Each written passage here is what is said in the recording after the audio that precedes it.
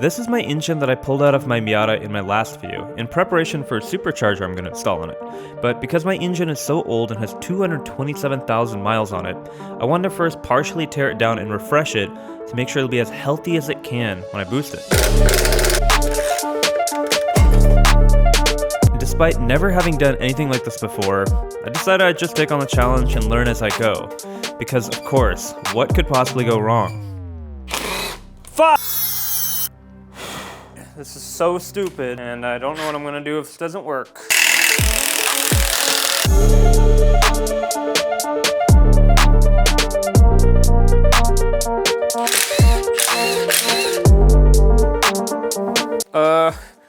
Made a little mistake. I already drained out the engine oil, but I figured I might as well just open it up now just for fun, and I poured oil everywhere. It was kind of an intrusive thought to open it, and yeah.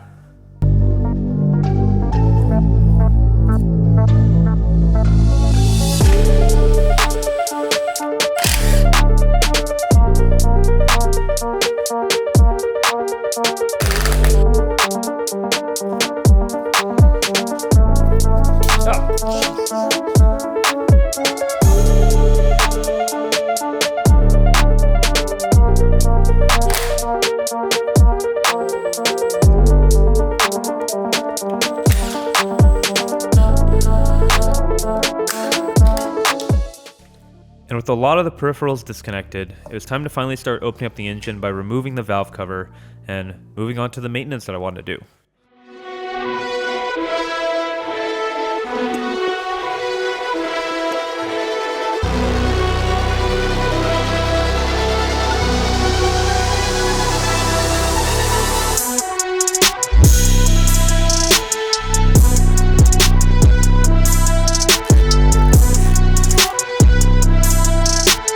And with a lot of the covers removed, made a pretty crazy discovery. So what I've been kind of planning to do with this engine while it's out is replace just about every single oil seal that's leaking. And because I can't really figure out which oil seals are leaking until I take apart part of the engine, I just went ahead and got pretty much every seal that can leak.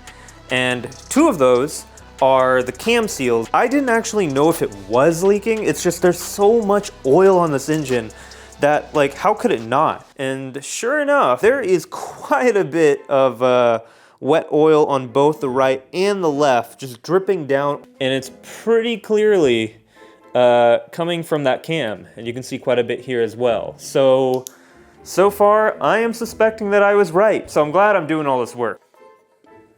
So feeling much more confident that I was making the right move and doing all of this work to refresh the engine, I moved on to removing the time belt so I can actually access all these seals that were leaking and finally replace them.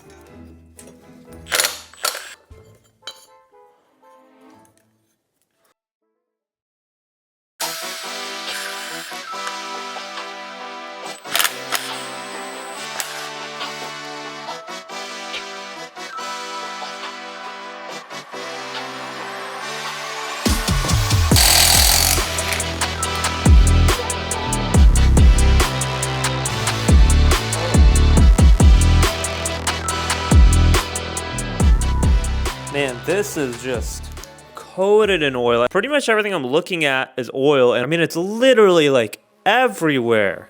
Man, that's crazy.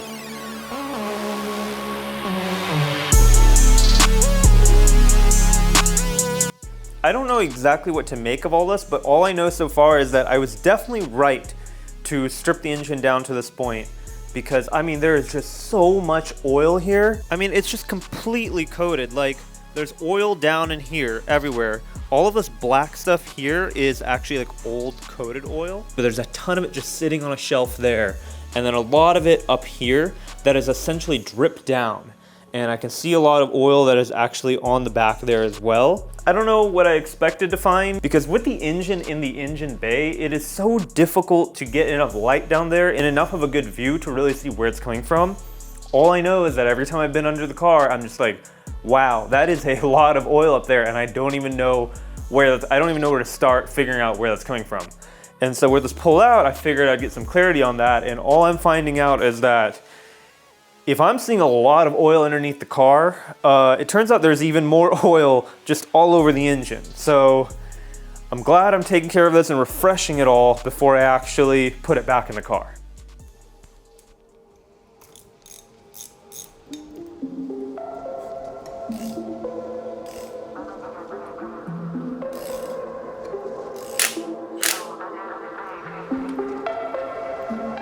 So with everything else out of the way, all I had to do was just remove the gears and finally replace these oil seals.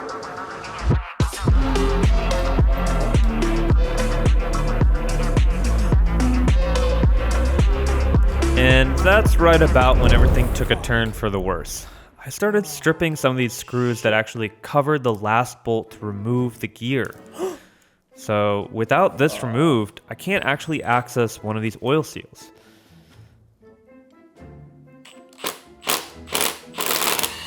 Yo, okay. I think I just twisted the bit. Fuck! I thought I'd take a minute to interrupt to announce that for the first time ever, we have merch.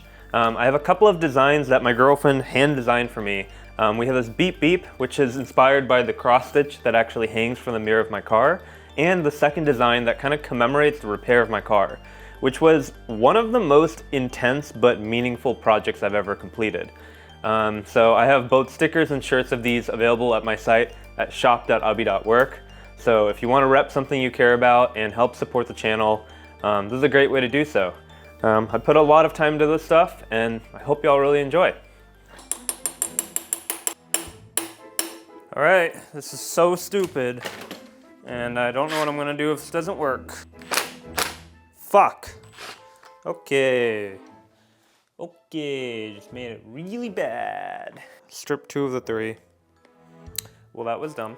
Not sure what else I could do. I tried hammering on the actual bit to see if that would help stick it farther into the screw, but it just kept stripping.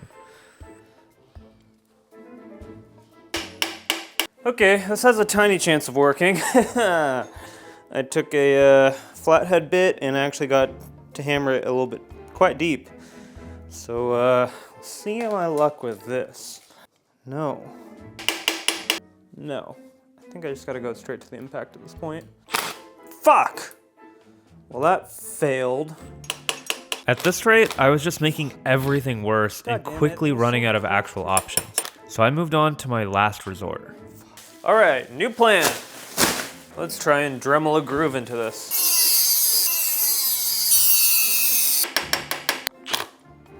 No. Fuck.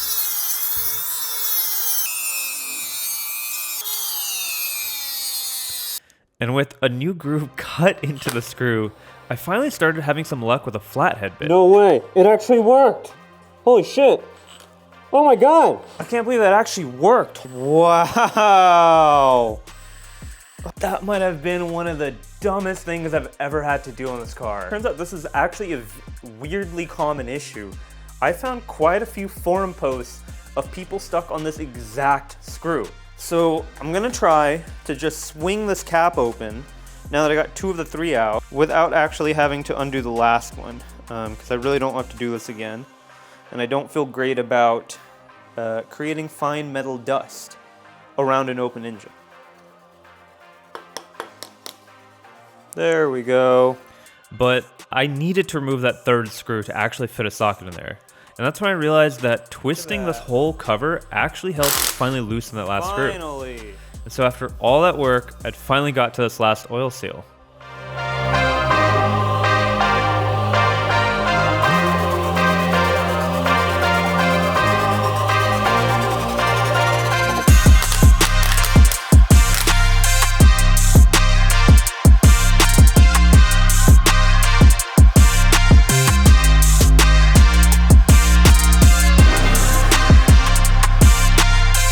I gotta send out a huge thank you to Mas Miata for sending out all of these OEM seals, which I'm gonna be using to reseal both my engine and transmission.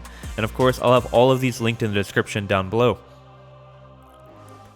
So after all that work, I was finally ready to actually start resealing the engine. So I used these picks that I got from Harbor Freight to carefully pull them out without scratching any of the actual sealing surface.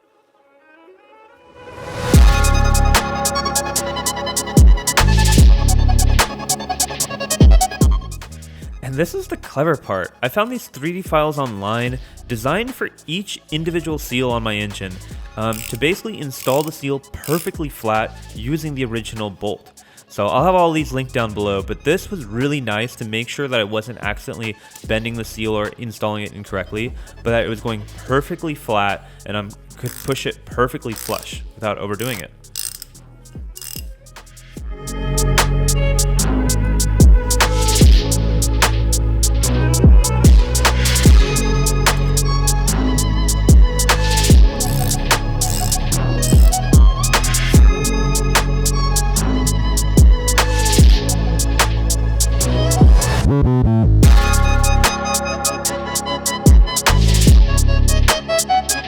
Alright, so one thing that I actually forgot to consider, to replace the rear main seal, which is the big seal on the back of the engine, which after I took out the car, I discovered was leaking quite badly. It can't actually be sitting on an engine stand because that kind of just blocks almost the entire access to it. So I need to get the engine crane, to put the engine back on the engine crane, to suspend it and get it off the stand so I can reach it while supporting the engine to replace it.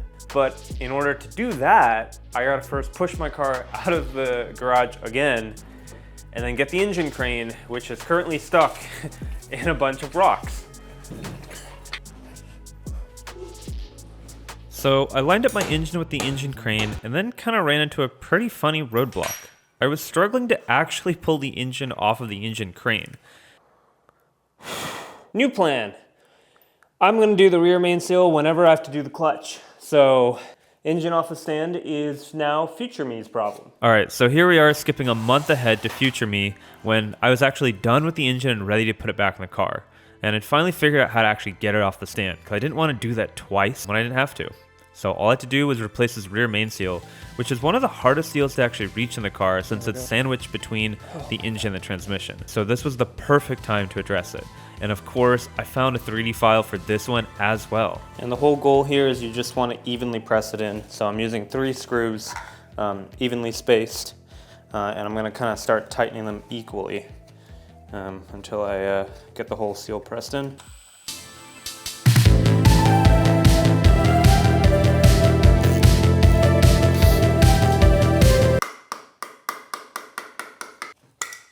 That was weird. Now, just time to give this whole thing a bit of a clean.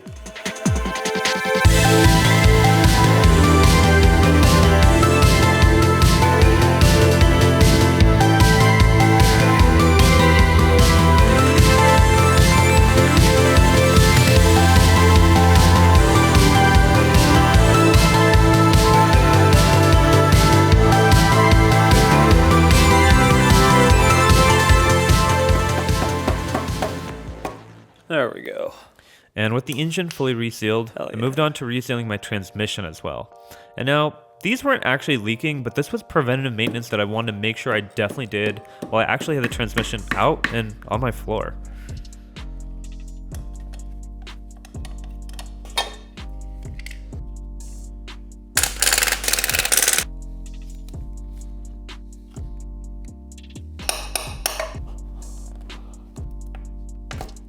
There we go. Oh. And I found the input shaft seal a little difficult to remove because every time I tried to pull it, all I was doing was just pulling pieces off of it. And I found the best way to actually remove it was to push it out from behind.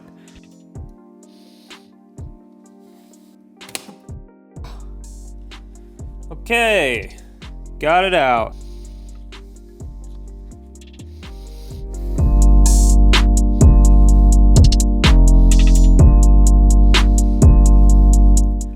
I scraped off the old RTV with this plastic scraper and then moved on to installing a fresh new bead on the sealing surface before putting the whole thing back in the transmission.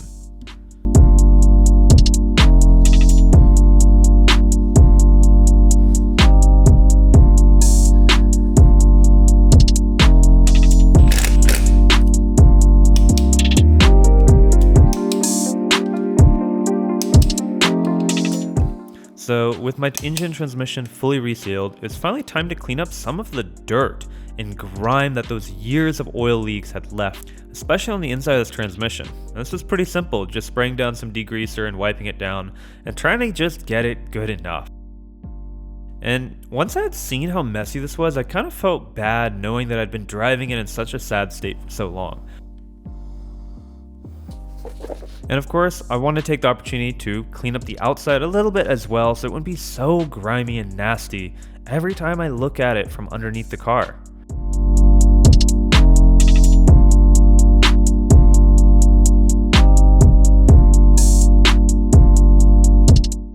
So with all of that refreshed and cleaned up, I wanted to move on to what I've been waiting literally 2 years to be able to do, which is power wash down my entire grimy engine bay while the engine was actually out.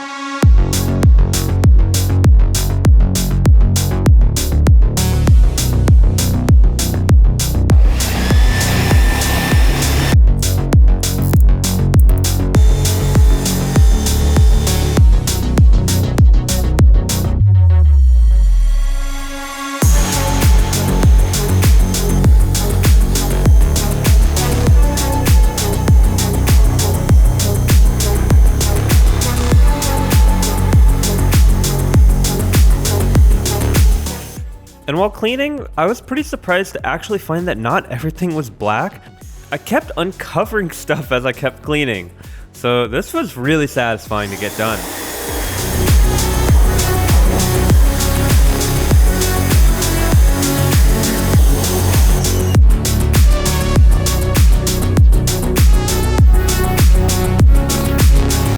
So after looking at this engine bay all the time over the course of the 2 years I've owned this car, it was incredibly satisfying to finally see this engine bay cleaned up.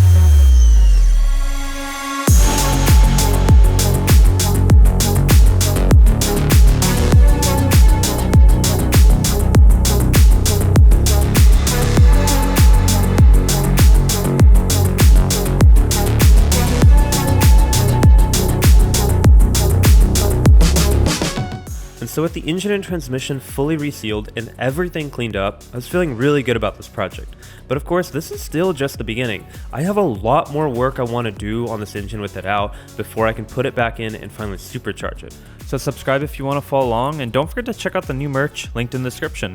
So thank you so much for watching, and I'll see you in the next one.